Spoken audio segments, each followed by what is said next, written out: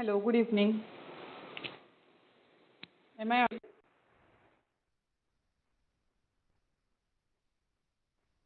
Please mark your attendance in the chat box.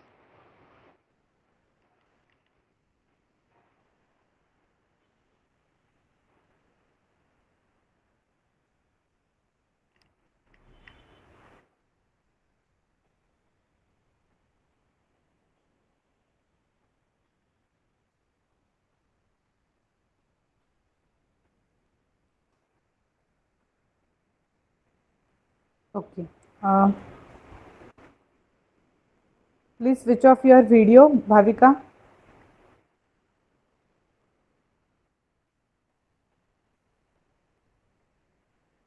Is the screen visible? Please type in the chat box whether am I audible and whether the screen is visible.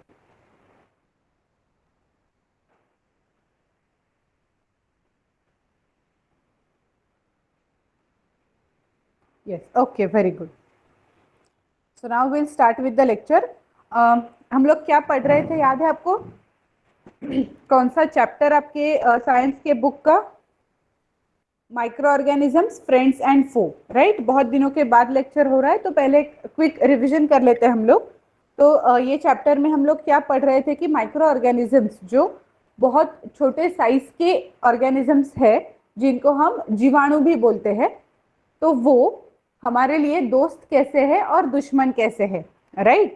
तो जो दोस्त के उनके groups है, जैसे उनका use होता है वेरियस फील्ड्स में, तो हमने वो सारे फील्ड्स देख लिए थे। जैसे एग्रीकल्चर में है, मेडिसिनल बेनिफिट्स है, for example antibiotic production, food industry.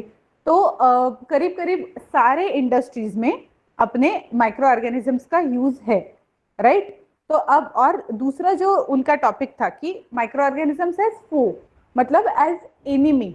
तो एनिमी के हिसाब से उनका क्या रोल है वो भी हमने एक तरफ देख लिया था कि diseases, many diseases are spread by these organisms. जैसे अभी बारिश का मौसम है तो बहुत सारे अलग अलग टाइप्स के डिसीजेस का स्प्रेड बढ़ जाता है, बिकॉज वाटर बोर्न डिसीजेस जो होते हैं ना, उनकी वजह से जो मतलब जो पानी अगर मान लो दूषित है, अगर आप बॉईल करके या फिल्टर करके नहीं ले रहे हो, तो उसमें से ये बहुत सारे viruses, microorganisms like bacteria, इन सारों का स्प्रेड होता है। फंगस की ग्रोथ बढ़ जाती है, राइट। क्योंकि फंगस हमेशा, आपको याद होगा हमने पढ़ा था कि फंगस डैम्प प्लेसेस में, जो ऐसा गीला गीला रहेगा वहां पे फंगस का ग्रोथ बहुत होता है। तो बारिश के मौसम के कारण बहुत सारी चीजें सूखती नहीं है, फिर गीलापन रहता है और फंगस का ग्रोथ बढ़ता है। तो ये सारी चीजों की वजह से डिसीजेस भी, ये सारे ऑर्गेनिजम्स जैसे हमारे लिए दोस्त है, वैसे ही वो बहुत सारे डिसीजेस भी स्प्रेड करते हैं, राइट। तो एज एन एनिमी हमें उनसे कौन से डिसीजेस होते हैं, और क्या वो डिसीजेस सिर्फ ह्यूमंस में पाए जाते हैं या फिर they affect animals as well as plants, ये सारी चीजें हमें अभी पढ़नी है। Okay, so screen is visible, please let me know, can you read from the book? Is it readable or shall I zoom it more?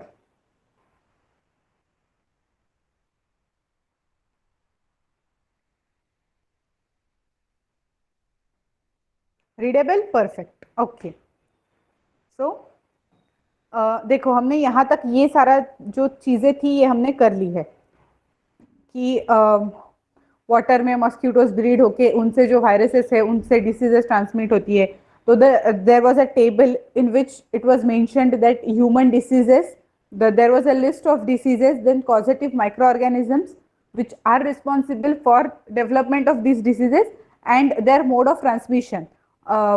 Three major modes are there for the transmission. First is air, food, water, and the next is vector, for example mosquitoes. Okay. और उनके साथ साथ हमने ये भी देखा था कि उनके जनरली प्रिवेंटिव मेजर्स हम क्या यूज कर सकते हैं। ओके, सो ये सारी चीजें इंक्लूडेड थी diseases of humans caused by microorganisms में। Now we are going to move to the next topic which includes disease causing microorganisms in animals. तो ह्यूमंस का तो हमने देख लिया, now will move on to animals. Several microorganisms not only cause diseases in humans and plants but also in other animals. For example, anthrax is a dangerous human and cattle disease caused by a bacterium. Foot and mouth disease of cattle is caused by virus. Okay, तो जो ये दो major diseases है जिनके नाम आपको याद रखने होंगे और वो किस चीज से होता है वो याद रखना पड़ेगा, कि जैसे एंथ्रैक्स है तो उसका एक बैक्टीरिया है, वो बैक्टीरिया का नाम भी आपके टेक्स्ट बुक में है, ये देखो यहाँ पे। Robert Koch in 1876 discovered the bacterium bacillus anthracis which causes anthrax disease. Okay, तो ये एंथ्रैक्स नाम का डिसीज होता है और उसका पर्टिकुलर बैक्टीरिया का नाम है, वो है bacillus anthracis. Okay, bacillus is the genus name and anthracis is the species, and the species is named and accordingly the disease has been named. So anthrax, anthracis. Okay. और ये मतलब anthrax ना कि सिर्फ कैटल्स में बल्कि humans, मतलब दोनों को अफेक्ट करता है ये। और नेक्स्ट है foot and mouth disease of cattle. ये सिर्फ कैटल में ही होता है, ये डिसीज ह्यूमंस में नहीं होता। फुट एंड, इसलिए उसके नाम में भी देखो foot and mouth disease of cattle, और ये डिसीज होता है पर्टिकुलर वायरस की वजह से। ओके, तो ये माइक्रो ऑर्गेनिजम्स सिर्फ ह्यूमंस और प्लांट्स को अफेक्ट नहीं करते बल्कि बहुत सारे एनिमल्स को भी अफेक्ट करते हैं। ये सिर्फ थोड़े से एग्जांपल्स आपके टेक्स्ट बुक में दिए गए हैं। आप अगर गूगल पे देखने जाओगे तो there are many diseases which are caused in animals due to these micro organisms. तो आप, हमने जब एंटीबायोटिक्स पढ़ा था तो आपको याद आ रहा होगा कि जो चिकन्स होती है, हेंस होती है, उनको भी एंटीबायोटिक्स दिए जाते हैं। क्यों? क्योंकि वो बैक्टीरिया उन्हें भी अफेक्ट करते हैं और उनमें भी डिसीज डेवलपमेंट होती है। तो इसलिए वो अगर पूरा बैच अफेक्ट हो जाता है तो वो फिर जो चिकन होगा वो खाने के लायक नहीं रहेगा, राइट। पोल्ट्री फार्मिंग में भी एंटीबायोटिक्स का यूज इसीलिए करते हैं क्योंकि पोल्ट्री एनिमल्स में भी ये डिसीजेस बहुत कॉमन है। जैसे कैटल्स में, अगर कैटल्स को डिसीज हो गया तो we will not be able to consume their milk, right. So in this way उनका ख्याल रखना भी उतना ही जरूरी है क्योंकि micro organisms all like bacteria, fungus, virus, they all affect animals also. Then the next is disease causing microorganisms in plants. Several microorganisms cause diseases in plants like wheat, rice, potato, sugarcane, orange, apple and others. तो जो भी plant का नाम लो जो हम लोग consume करते हैं वो सारे प्लांट्स में microorganisms can cause diseases.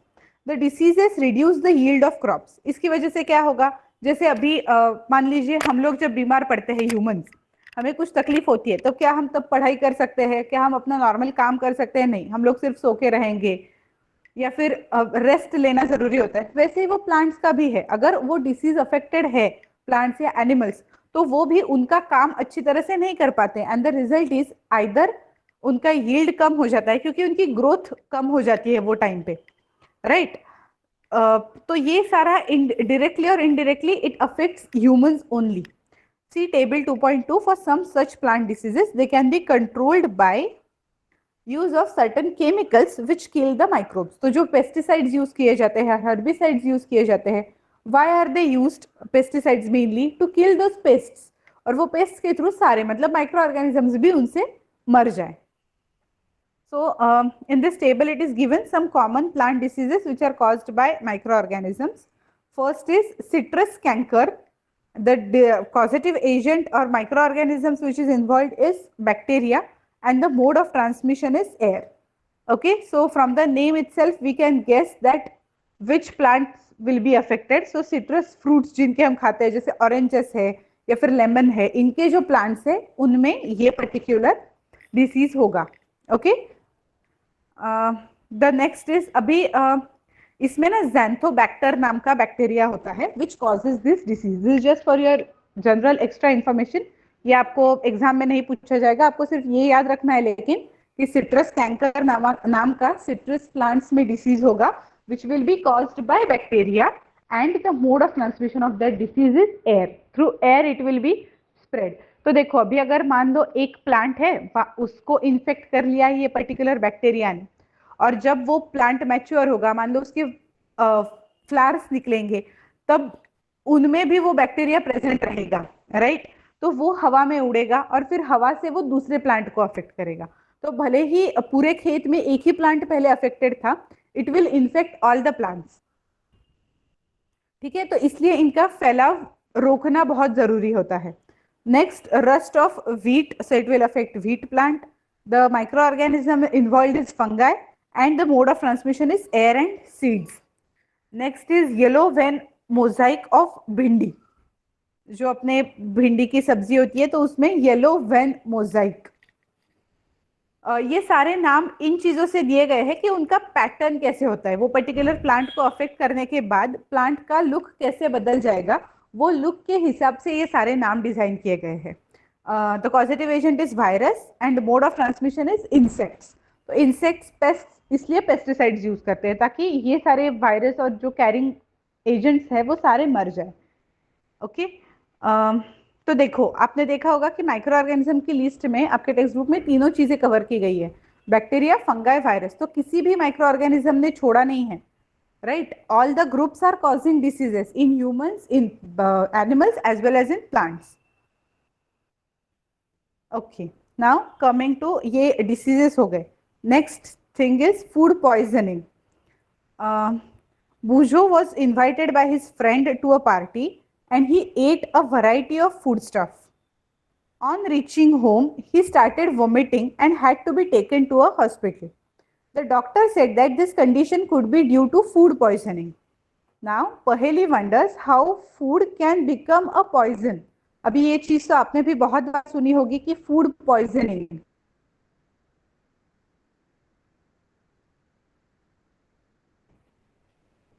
तो कुछ नया नहीं है हमें, राइट? सो अभी फूड का पॉइजन कैसे बन गया? फूड तो हम लोग हमेशा रोज ही कंज्यूम करते हैं, उसी के लिए भागदौड़ की जाती है, तो अभी ये वर्ड कैसे आया? तो देखो, food poisoning could be due to the consumption of food spoiled by some microorganisms, so that food is not acting as a poison actually. जो माइक्रो ऑर्गेनिजम्स है उन्होंने फूड के ऊपर कुछ प्रक्रिया कर दी है, या फिर वो माइक्रो ऑर्गेनिजम्स कॉजेटिव एजेंट्स है जिनकी वजह से पॉइजनिंग होगा, ना कि डायरेक्टली फूड की वजह से। Micro organisms that grow on our food sometimes produce toxic substances, right? Micro organisms can grow in on food, ये हमने देख लिया। एक तो ब्रेड के ऊपर जो फंगस ग्रो होता है, ये टॉक्सिक हिसाब से एग्जाम्पल है। और जो दूसरा अच्छा एग्जाम्पल है वो है मिल्क में ग्रो होने वाले लैक्टोबैसिलस, जो मिल्क को ट्रांसफॉर्म कर देंगे कर्ड में।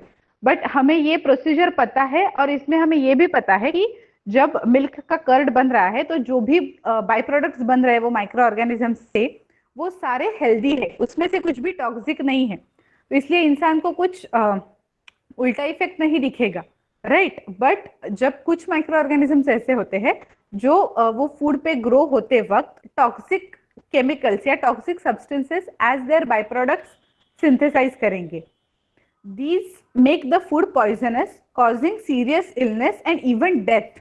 So food poisoning can be this dangerous.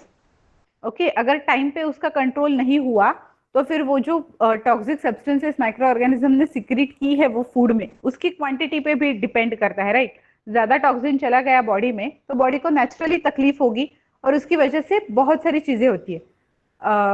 कभी बहुत बार हम सब ने ही एक्सपीरियंस किया ही होगा, फूड पॉइजनिंग हो गया है ये चीज। ऐसा कभी नहीं होता है कि किसी ने लाइफ टाइम में कभी भी फूड पॉइजनिंग नहीं हुआ, क्योंकि हम लोग बाहर का खाना खाते हैं, या तो किसी पार्टी में गए, शादी में गए, कहीं ना कहीं पे तो हमारा बाहर का खाना तो होता ही है, और उसमें ये चांसेस ज्यादा होते हैं क्योंकि सारी तरफ ही वो हाइजीन मेंटेन नहीं किया जाता जो हम लोग खुद खाना बनाते वक्त मम्मी घर पे जो हाइजीन बना के रखेगी, राइट? जब मम्मी घर पे बनाती है तो she makes sure that kitchen is clean, tidy, neat, कि वहां पे बहुत मक्खियां है या फिर ऐसा कुछ है, गंदगी है, ऐसा हमारे किचन में यूजुअली नहीं होता। तो उसकी वजह से हमें पता होता है, हमारे सामने वो फूड बन रहा होता है, और यूजुअली हम लोग फ्रेश फूड ही कंज्यूम करते हैं। मान लो सुबह का सिर्फ शाम को खा लिया, इतना मैक्स टू मैक्स होता है, उससे ज्यादा हम लोग स्टेल फूड नहीं खाते। तो ये जो सारी चीजें जब हम बाहर खाते हैं तो हमें पता नहीं चलता है कि कब का बनाया हुआ है, फ्रिज में रखा है, क्या प्रोसेस हुआ है, तो इसलिए फूड पॉइजनिंग के इंसिडेंसेस बढ़ते हैं। तो we have to take care that food poisoning should be avoided, और उसका यही एक इलाज है कि जब, और ये बारिश के मौसम में तो ये चांसेस ज्यादा बढ़ जाते हैं क्योंकि माइक्रो ऑर्गेनिजम्स का ग्रोथ रेट इस टाइम पे ये पर्टिकुलर मौसम में बढ़ा हुआ होता है। So this is about food poisoning. Next is food preservation. In chapter 1, we have learnt about the methods used to preserve and store food grains. How do we preserve cooked food at home? कैसे करते हो, कुछ पता है idea? हम लोग घर पे कुक्ड फूड कैसे प्रिजर्व करते हैं?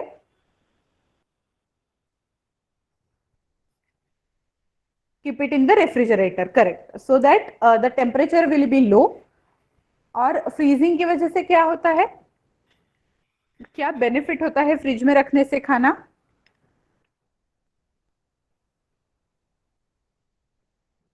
Any cases? माइक्रो ऑर्गेनिजम्स, उनका ग्रोथ क्यों नहीं हो पाता फ्रिज में? जैसे बाहर है वैसे ही, तो फ्रिज में क्या डिफरेंस है कि माइक्रो ऑर्गेनिजम्स ग्रो नहीं हो पाएंगे? या one way is flies, but flies के लिए तो हम लोग अगर मान लो बाहर भी रख दिया और अच्छे से ढक के रखा है तो फ्लाइज नहीं आएंगे। फ्रिज में माइक्रो ऑर्गेनिजम्स की ग्रोथ नहीं होती, क्यों नहीं होती? करेक्ट, फ्रिज में हम लोग इसलिए रखते थे कि yes, this is the correct answer, the temperature is low. हमने आई डोंट नो हमारा ये इस बात पे डिस्कशन हुआ या नहीं हुआ, बट जो माइक्रो ऑर्गेनिजम्स होते हैं ना, उनका एक ऑप्टिमम टेम्परेचर होता है फॉर देयर ग्रोथ। ओके, मतलब एक पर्टिकुलर टेम्परेचर पे ही उनका ग्रोथ अच्छे से होता है, बियॉन्ड दैट मतलब उससे ज्यादा या उससे कम they do not grow. Okay, तो ये टेम्परेचर फ्रिज में हमारा टेम्परेचर यूजुअली होता है 4 डिग्री सेल्सियस, तो 4 डिग्री सेल्सियस में वो माइक्रो ऑर्गेनिजम्स ग्रो नहीं कर पाते, भले ही वो फूड आइटम में प्रेजेंट तो रहेंगे। जब बनाया था, बनाने के बाद ठंडा हुआ, फिर से एक बार उसको उबाला, फिर हम लोगों ने खाया, उसके बाद वो बच गया है, तो जब तक ये बाहर रहता है ना, तब तक उसमें तो माइक्रो ऑर्गेनिजम्स ग्रो मतलब आ तो जाते ही है, बट उनका ग्रोथ तभी होगा जब उनके लिए फेवरेबल कंडीशन होगा। और वो कंडीशंस फूड प्रिजर्वेशन के टाइम पे हमारा मेन एम ये होता है कि वो माइक्रो ऑर्गेनिजम्स के ग्रोथ के लिए हम लोग अनफेवरेबल कंडीशंस दे, ताकि वो ग्रो ना हो पाए। ठीक है, तो ये एक अनफेवरेबल कंडीशन हो गई, दैट लेस टेम्परेचर, इसलिए हम लोग खाना फ्रिज में रखते हैं। अगर ऐसा कहा जाता है कि बारिश के मौसम में पानी उबाल के पियो, right, we have to boil the water first. वो इसलिए होता है क्योंकि वो जब water boils at 100 degree Celsius, तो वो टेम्परेचर पे मेनली माइक्रो ऑर्गेनिजम्स मर जाते हैं, वो इतना हीट सहन नहीं कर पाते, इसलिए when they die we can drink that water safely ना, that is the main reason. Milk भी हम लोग पहले थोड़ा सा उबाल के लेते हैं फिर स्टोर करते हैं, the main reason behind that is this, right, to avoid growth of microorganisms. Okay, now you know that bread left unused under moist conditions is attacked by fungus. Microorganisms spoil our food. Spoiled food emits bad smell and has a bad taste and changed color. Is spoiling of food a chemical reaction? Paheli bought some mangoes, but she could not eat them for a few days. Later, she found that they were spoiled and rotten. But she knows that the mango pickle her grandmother makes does not spoil for a long time. She is confused. क्या हो सकता है? Let us study the common methods of preserving food in our homes. We have to save it from the attack of microorganisms. जैसा हमने discuss किया, हमारा main M ये है कि माइक्रो ऑर्गेनिजम्स के लिए अनफेवरेबल कंडीशंस क्रिएट करो, तभी आपका फूड सेफ रहेगा, अनअटैक्ड रहेगा। ओके, तो जैसे मैंगोज, अगर हम लोग मैंगो के सीजन में लाते हैं और अनअटेंडेड वैसा का वैसा ही रख देते हैं, तो अपना जो मैंगो है, कच्चा कच्चा आम भी अगर होगा तो वो भी एक पर्टिकुलर टाइम के बाद खराब हो जाता है, बट हम जो पिकल बनाते हैं वो तो रह जाता है। तो क्या कौन से डिफरेंट मेथड्स यूज किए जाते हैं जिसकी वजह से ये फूड बिना स्पॉइल हुए अच्छे से रहता है? सो the first is chemical method. Salts and edible oils are the common chemicals generally used to check the growth of microorganisms. Therefore, they are called preservatives. We add salt or acid preservatives to pickles to prevent the attack of microbes. Sodium benzoate and sodium metabisulfite are common preservatives. These are also used in jams and squashes to check their spoilage. Okay, so मतलब जैसे salt है, edible oil है, वैसे sugar भी use किया जाता है। अभी जैम्स में तो हम लोग सॉल्ट नहीं ऐड करते ना, तो आप लोग अगर कभी भी अचार का टेस्ट करोगे तो अचार में एक तो ऊपर आपने अचार स्टोर किया हुआ देखा होगा घर पे, तो आप देख सकते हो कि नीचे अचार होता है और ऊपर एक लेयर होता है ऑयल का, है ना? देखा है सबने अचार के बॉटल के ऊपर ऑयल का लेयर आया हुआ,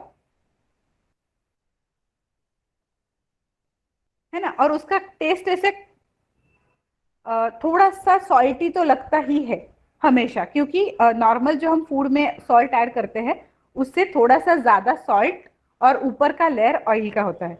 तो have you heard the term osmosis?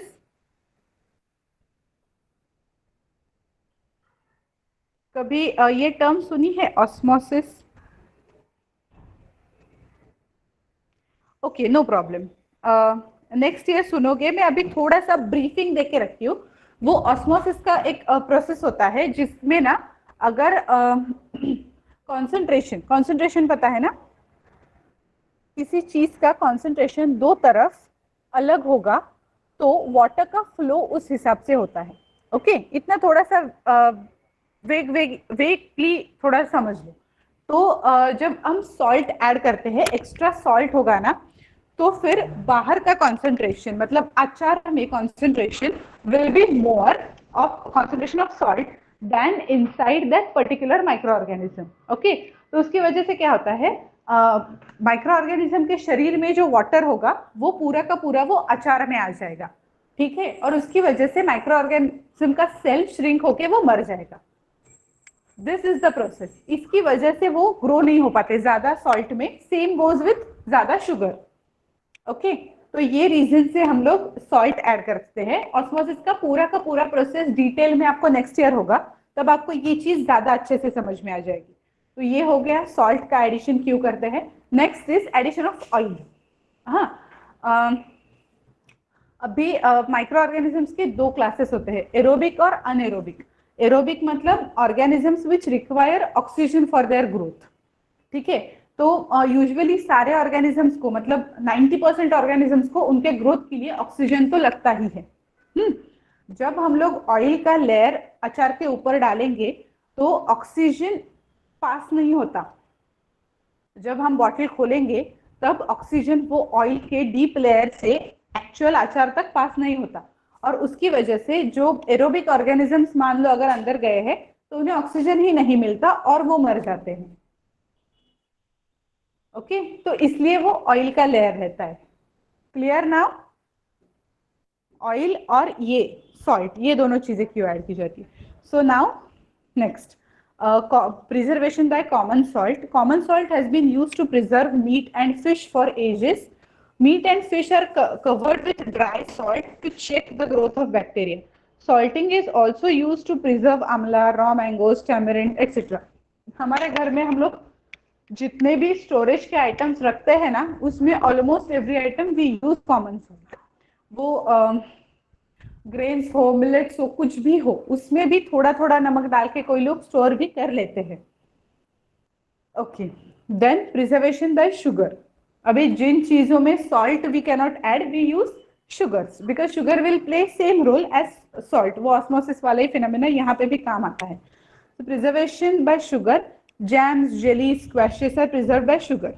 Sugar reduces the moisture content which inhibits the growth of bacteria which spoil food.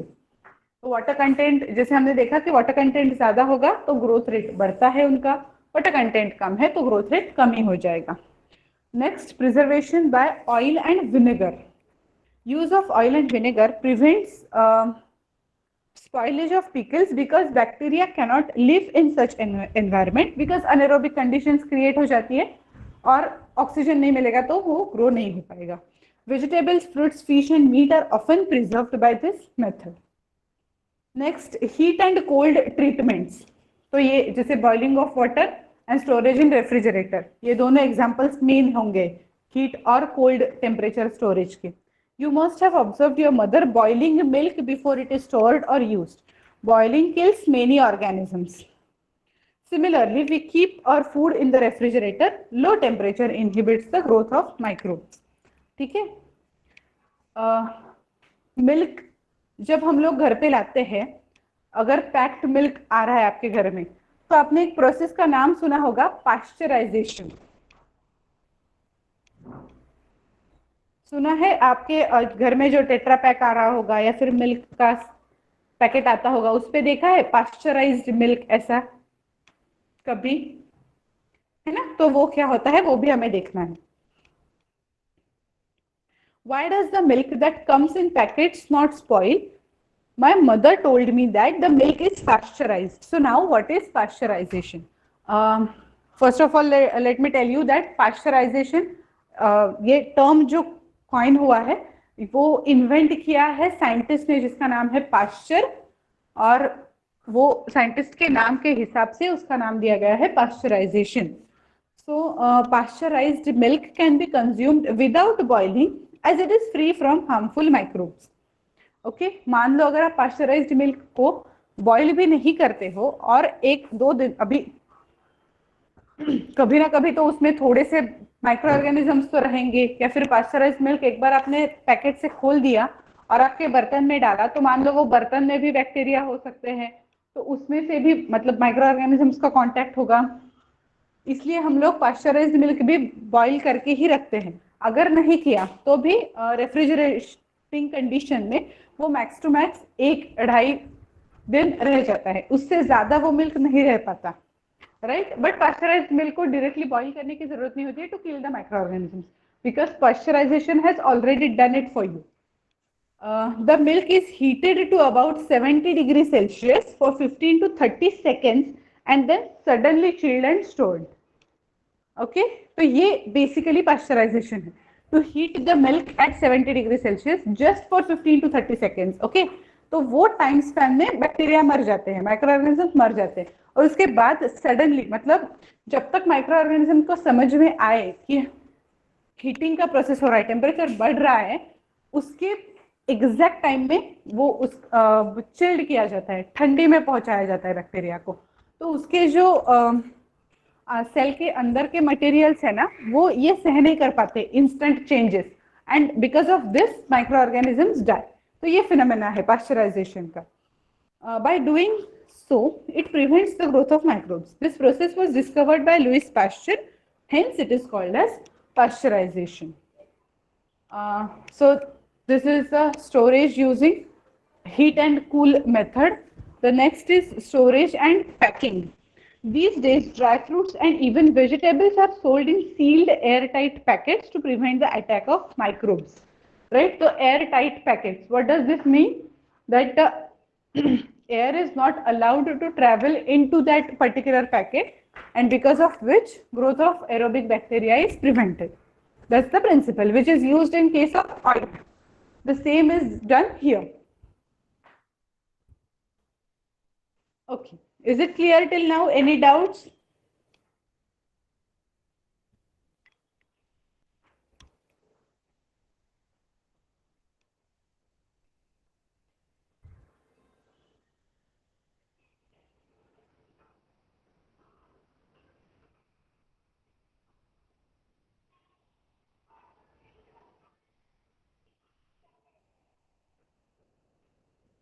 Clear? Very good. Okay. So we'll move on to the next topic, which is nitrogen fixation. आपको याद होगा जब हमने use of microorganisms as fertilizers ऐसा पढ़ा था, microorganisms as friends में, तब हमने ये term देखा होगा nitrogen fixation. तो वो क्या होता है उसका थोड़ा सा डिटेल हम लोग देखेंगे. You have learnt about the bacterium rhizobium in classes 6 and 7. तो ये बैक्टीरिया का नाम तो आपने पहले ही सुना है, rhizobium. It is involved in the fixation of nitrogen in leguminous plants, that is pulses. ये हमने देखा है शायद से, जब फर्टिलाइजर्स किया था ना तब ये मैंने बताया था आपको कि राइजोबियम है वो पल्सेस के स्पेसिफिकली लेग्यूमिनस प्लांट्स में ग्रो होता है वो. Recall that rhizobium lives in the root nodules of leguminous plants such as beans, peas, with which it has a symbiotic relationship. So symbiotic relationship is give and take relationship. Like I'll give you nitrogen, in turn of nitrogen plant gives the nutrition to that rhizobium and shelter to grow. तो ये ऐसे give and take relationship को symbiotic relationship बोलते हैं, जिसमें दोनों को कुछ भी हार्म नहीं होता है, उल्टा दोनों का बेनिफिट होता है. एक जो चीज जिसके पास नहीं है वो उसे दूसरे से मिल जाती है. Sometimes nitrogen gets fixed through the action of lightning, but you know that the amount of nitrogen in the atmosphere remains constant. You may wonder how. Let us understand this in the next section. So abhi this is see the roots of leguminous plants with root nodules. तो आप लोग ये मैं zoom करती हूँ थोड़ा सा, तो आपको दिखेगा कि रूट्स है और उस पे कुछ तो ऐसे ब्राउनिश कलर के सर्कल्स दिखाई दे रहे होंगे आपको, दिख रहे हैं ना, तो these are called nodules.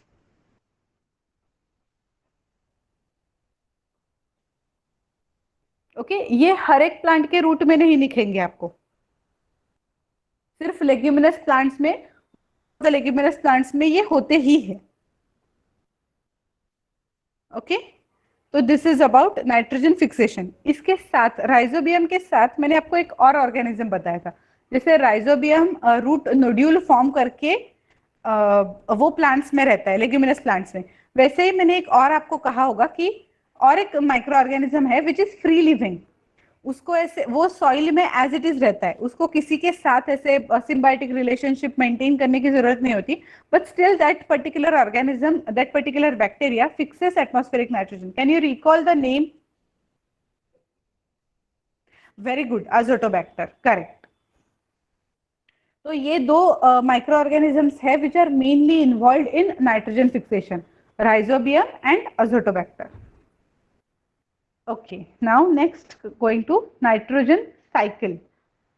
Our atmosphere has 78% nitrogen gas.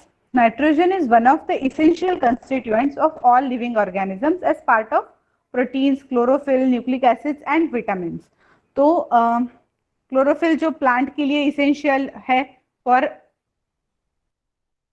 preparation of food, तो वो प्लांट्स के लिए यूज हो गया। प्रोटीन्स, हमारी बॉडी में इतने ज्यादा प्रोटीन से ही हमारी बॉडी हेल्दी बनती है, हम लोग रह पाते हैं, तो वो प्रोटीन्स जिससे बनते हैं उनको बोलते हैं अमीनो एसिड्स, और वो अमीनो एसिड्स का मेन इंग्रेडिएंट होता है नाइट्रोजन। तो इसलिए प्रोटीन्स में नाइट्रोजन है। न्यूक्लिक एसिड्स यानी डीएनए, आरएनए, जिससे हमारा हेरिडिटरी इंफॉर्मेशन और नॉर्मल वेलबींग कैरी आउट होता है, वो उनमें भी नाइट्रोजन है। और विटामिन जो हमें हमेशा लगते रहते हैं, अगर कम पड़ते हैं तो डॉक्टर हमें टैबलेट्स देते हैं, तो वो विटामिन के लिए भी नाइट्रोजन इसेंशियल है।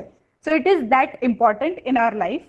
The atmospheric nitrogen cannot be taken directly by plants and animals. जो जैसे हम लोग ऑक्सीजन इनहेल करते हैं, वैसे हम लोग नाइट्रोजन भले ही इनहेल कर ले, ऑक्सीजन के साथ थोड़ा सा अमाउंट तो जाएगा बॉडी में, but that will not be used by our body, उसका कोई यूज नहीं होगा। वो डायरेक्टली, मतलब वो जैसे ऑक्सीजन कलेक्ट हो गया, वो लंग्स में से बाकी के आरबीसी को, हीमोग्लोबिन को अटैच होके बाकी ऑर्गन्स तक पहुंचा और ऑक्सीजन कैरी हो रहा है, ये जैसा प्रोसेस है, वैसे नाइट्रोजन कैरी होके एटमॉस्फेरिक नाइट्रोजन डायरेक्टली जाके प्रोटीन को मिल गया, ऐसा नहीं होता है।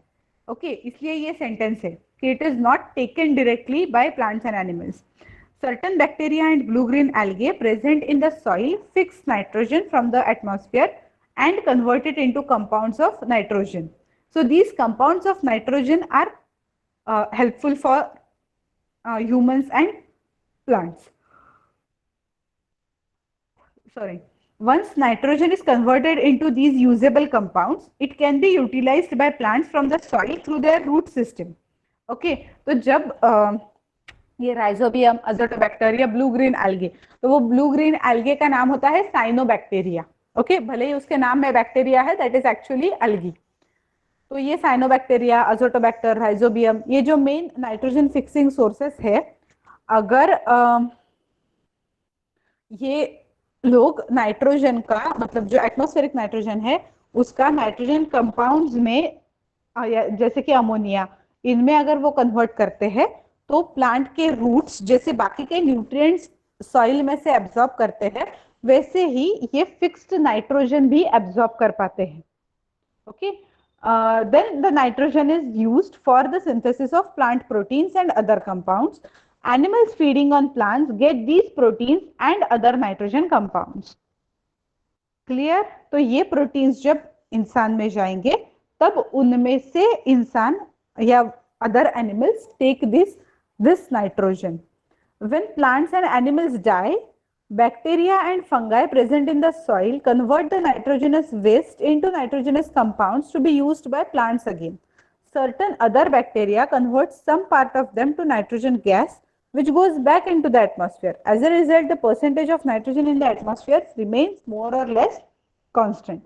So this is overall called as nitrogen cycle. So to start with, will start with atmospheric nitrogen जो ऊपर दिया है, ठीक है।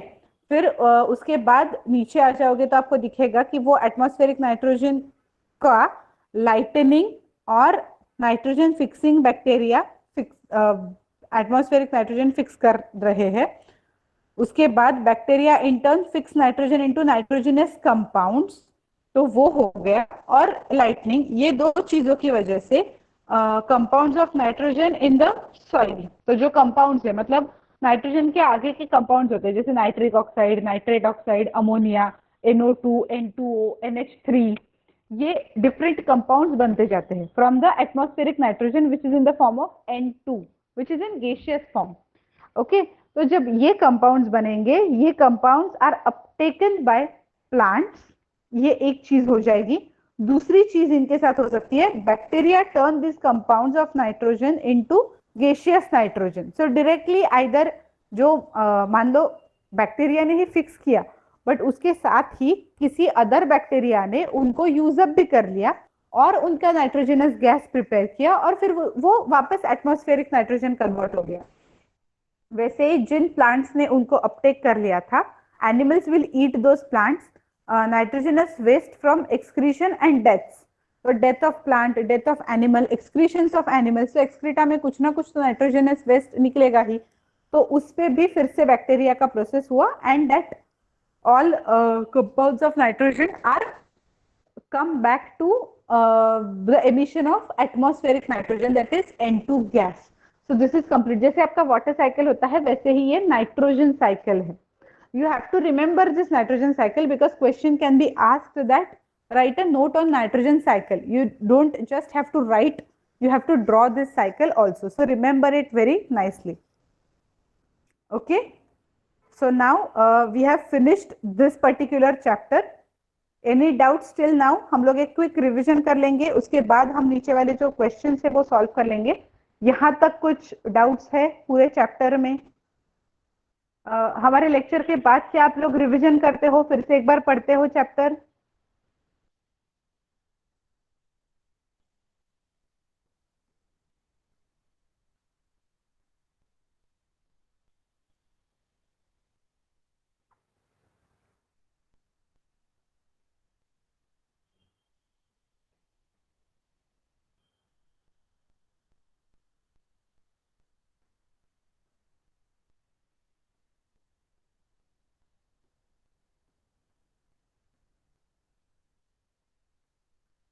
Yes, please write in the chat box. Do you read these chapters once we finish the lecture?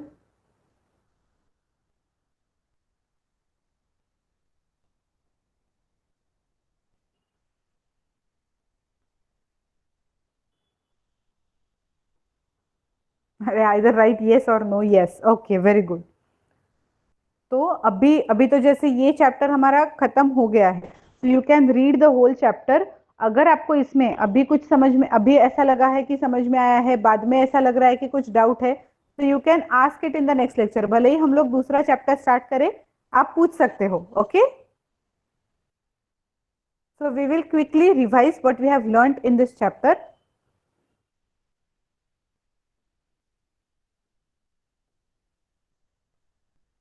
First thing is microorganisms are too small and are not visible to the unaided eye.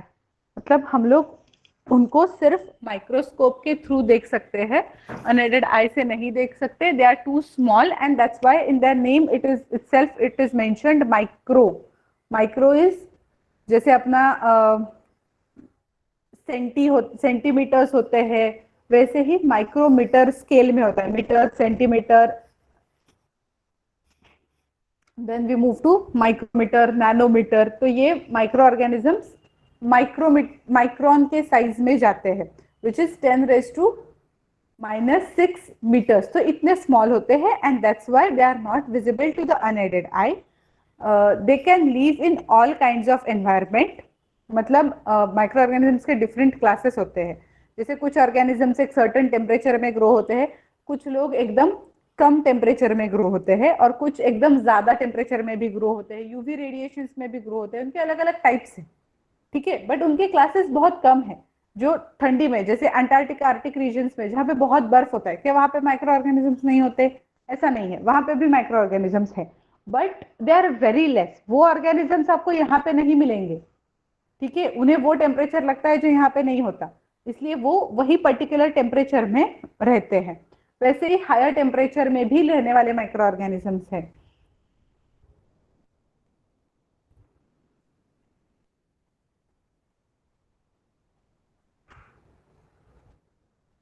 Then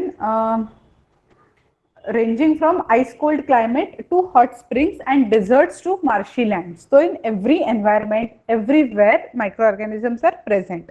Microorganisms are found in air, water and in the bodies of plants and animals. They may be unicellular or multicellular. Unicellular, for example, many of the or most of the bacteria are unicellular only. There are fungus which are multicellular. Microorganisms include bacteria, fungi, protozoa, and some algae. Viruses, though different from the above mentioned living organisms, they are considered microbes.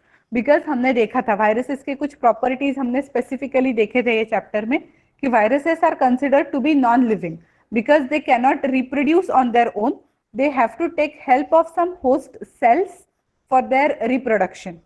Okay, इसलिए they are considered to be non-living and because of that उनको ये category में हम लोग directly नहीं रख सकते, but because they are not visible to unaided eye हम लोग उनको माइक्रोब्स के कैटेगरी में डाल देते हैं. Viruses are quite different from other microorganisms. They reproduce only inside the host organism. That host organism can be bacterium, plant or animal cell. Some microorganisms are useful for commercial production of medicines and alcohol and other food products also. Some microorganisms तो ये एक medicines और alcohol वाला food and medical industry में use हो गया. उसके बाद some organisms decompose the organic waste and dead plants and animals into simple substances and clean up the environment. Then protozoans cause, अभी ये helpful हो गए थे यहाँ तक. उसके बाद जो डिसीज कॉजिंग है एज अ एनिमी जो माइक्रो ऑर्गेनिजम्स काम करेंगे.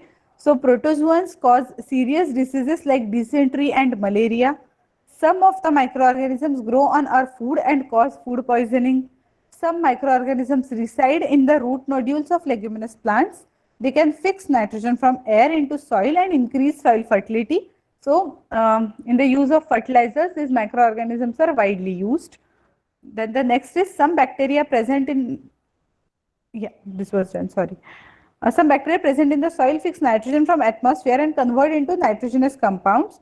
Certain bacteria convert compounds of nitrogen present in the soil into nitrogen gas which is released to the atmosphere. So ये जो नाइट्रोजन साइकिल है उसमें ये पर्टिकुलर प्लांट्स का पर्टिकुलर माइक्रो ऑर्गेनिजम्स का बहुत इंपॉर्टेंट रोल है. Okay, so they are used like everywhere. ठीक है. सो अभी आप लोगों को क्या करना है, ये चैप्टर को फिर से एक बार अच्छे से पढ़ना है और फिर उसमें जो भी होगा वो डाउट्स या फिर क्लियर हो गया तो well and good. Now coming to this questions, जो छोटे छोटे क्वेश्चंस है will solve that in the lecture only. So the first is fill in the blanks. The first, microorganisms can be seen with the help of a dash. So you have to write your answer in the chat box. Microorganisms can be seen with the help of a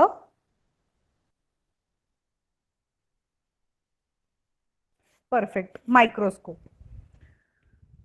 The next, blue-green algae fix dash dash directly from air and enhance fertility of soil.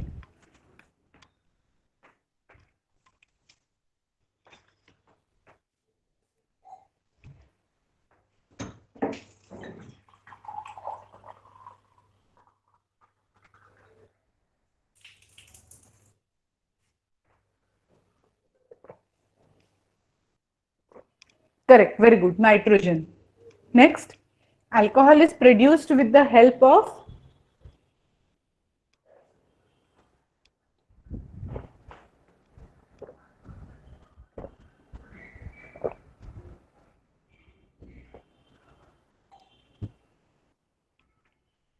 Correct. Yeast. Can you remember? Do you remember the name of that yeast? हमने देखा था, शायद आपके text book में भी है और मैंने भी आपको बताया था.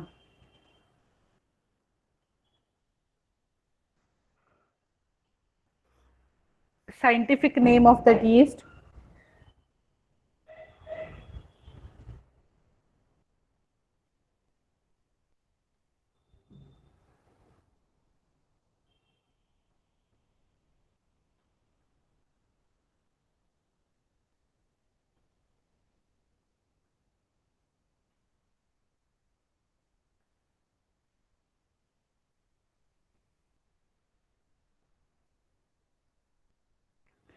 Saccharomyces cerevisiae. ओके, ये साइंटिफिक नेम है वो पर्टिकुलर यीस्ट का. Next, cholera is caused bye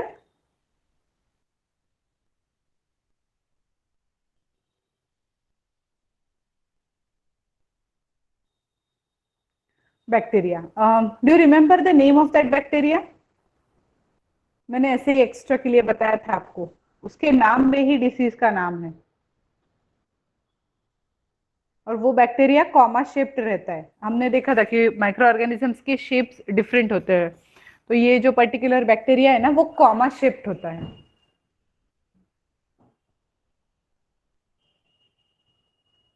vibrio cholerae, very good.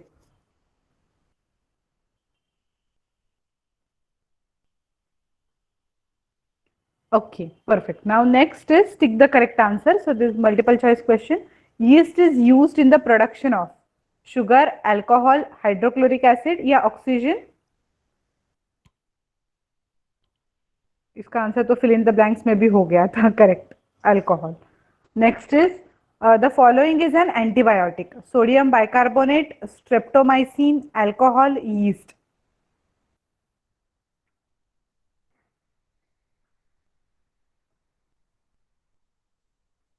Streptomycin, correct.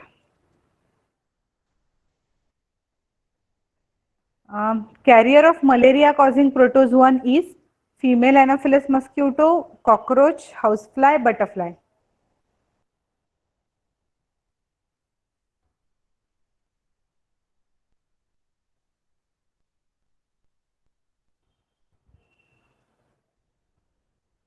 Female Anopheles mosquito, correct. In the similar lines, dengue का causative agent याद है? डेंगू के causative agent का नाम? Yeah, mosquito is correct, but can you name that mosquito?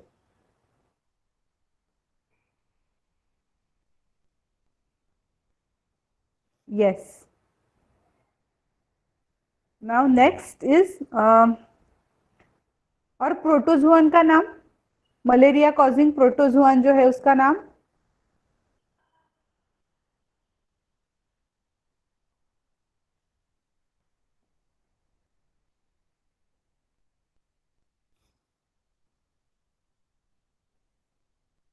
Plasmodium. Okay. Now the next is the most common carrier of communicable disease: ant, housefly, dragonfly or spider?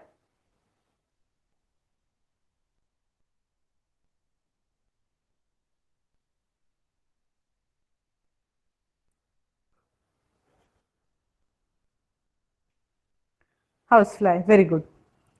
Next is the bread or idli dough rises because of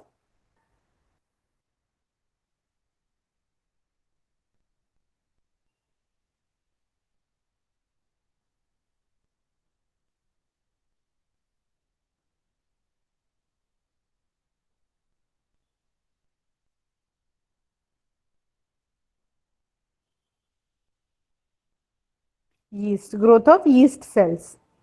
Next, the process of conversion of sugar into alcohol is called nitrogen fixation, molding, fermentation or infection.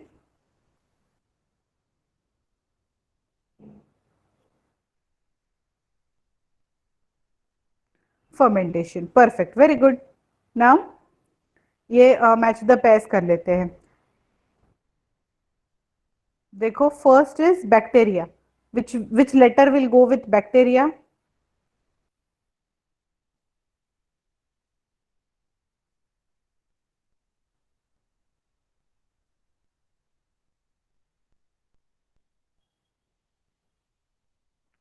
नीचे जैसे specific bacteria का नाम है, fungus का नाम है, तो उस हिसाब से आपको आंसर करना है कि कहाँ पे कौन सा मैच नहीं होगा, वो हिसाब से।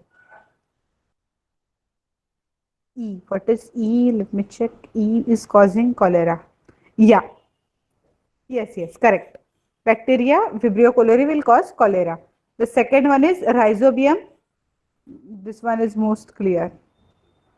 Rhizobium A, it will fix nitrogen. Then Lactobacillus.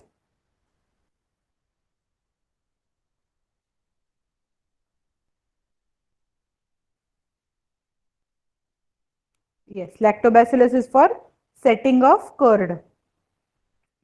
Then yeast.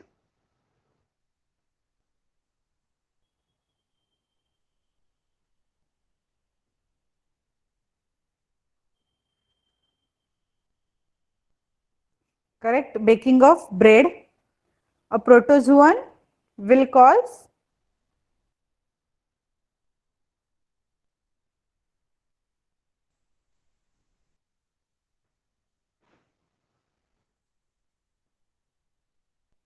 What's D? Correct, malaria, जैसे हमने अभी देखा Plasmodium, Plasmodium, yes, that is protozoan which causes malaria, and a virus,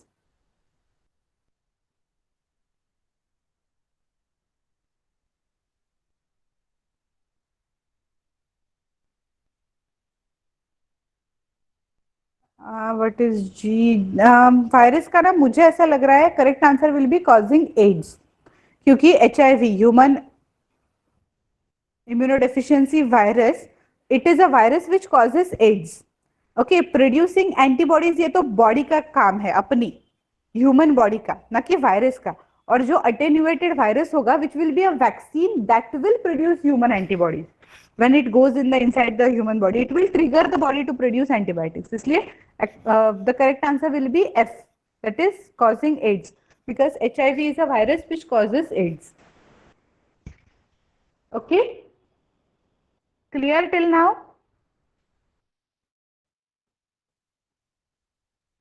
very good. नीचे के जो है ये सारे शायद बड़े आंसर्स वाले क्वेश्चन है, so try to solve them on your own. If you have any doubts, please ask them in the next lecture. Okay, so for now, thank you and bye. We'll meet in the next lecture.